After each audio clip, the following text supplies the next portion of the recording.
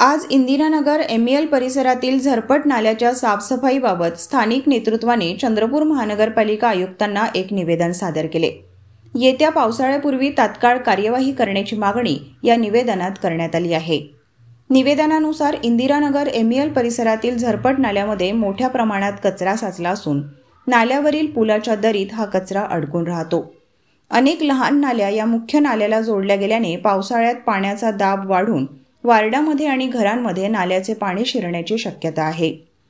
पावसाळा जवळ येत असताना या समस्येकडे दुर्लक्ष करणे म्हणजे येणाऱ्या संकटाला निमंत्रण देण्यासारखे आहे।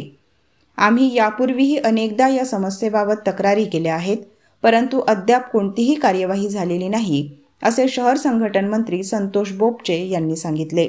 निवेदन सादर करताना शहर संघटन मंत्री संतोष बोपचे, जिल्हा अध्यक्ष मयूर राईकवार, जिल्हा युवा अध्यक्ष राजू कुडे, शहर महिला अध्यक्ष तबसुम शेख आणि वॉर्ड अध्यक्ष पवन प्रसाद यांच्यासह अन्य पदाधिकारी उपस्थित होते। स्थानिक रहिवाशांचे म्हणणे आहे की या नाल्याच्या साफसफाईकडे वारंवार लक्ष वेधूनही दखल घेतली जात नाही। पावसाळ्यापूर्वी या नाल्याची साफसफाई होणे अत्यावश्यक असल्याचे त्यांनी सांगितले। महानगरपालिकेकडून या प्रकरणी अद्याप कोणतीही प्रतिक्रिया मिळालेली नाही।